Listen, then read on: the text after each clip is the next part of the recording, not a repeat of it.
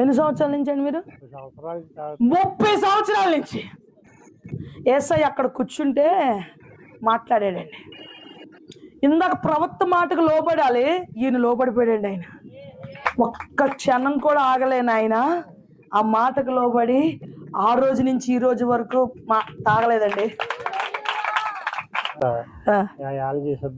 మొన్న ఆదివారం వచ్చారు కదండి, అక్కడి నుంచి ఇక్కడికి వచ్చాక మళ్ళీ మీరు ప్రార్థన చేసిన తర్వాత దాని మీద లేదు. చూడండి, ఇప్పుడు అభిషేకము కిందకు వచ్చి దేవుని మాటకు లోబడితే దేవుడు ఏమన్నాడు? విసర్జించేసాడంటండి. ఈయన వాడిన పదం చాలా అద్భుతమైనది. విడిచిపెడితే మళ్ళా వేసుకుంటాం, విసర్జిస్తే మళ్ళా చూడ. సంవత్సరాల నుంచి తాగాడండి. దేవుడు అన్నాడు, పేరు పెట్టి పిలిచాడు. దేవుడు ఈ విరక్తి ఎవరికి ఇస్తాడండి? యేసై మాట్లాడాడు కాబట్టి.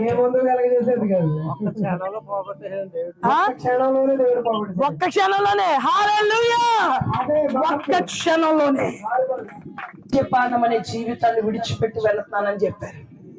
దీనికి ఆల్రెడీ ప్రవచనం మళ్ళా నేను 1 నెల రోజుల తర్వాత షాప్కి వెళ్ళారటండి. ఎవరు? దైవానందం గారు. ఎందుకు వెళ్ళారు చెప్పండి అందరూ? ఎలా ఉంది వాసన చోటకి వెళ్ళారా? ఎందుకు వెళ్ళారు? అక్కడ పాత బాకీ తీర్చడానికి వెళ్ళాడట. ఎందుకు వెళ్ళారండి? పాత బాకీ తీర్చడానికి వెళ్ళాడు. ఎంత గొప్ప మార్పు అండి!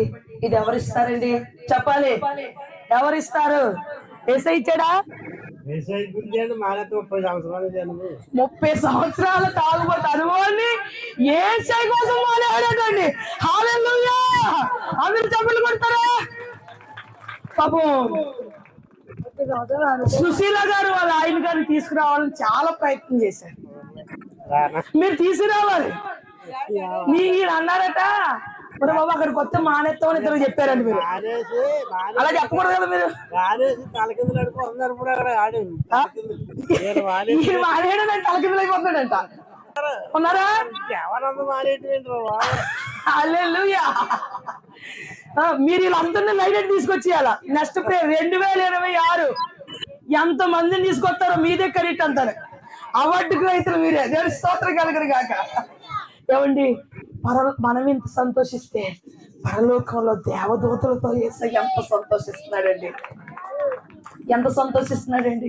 గొప్ప సంతోషం. ఏమండి, ఎవరన్నా అయితే నోరు మూసుకున్న షాప్కి వెళ్ళడం ఎందుకు లేని మానేస్తారు.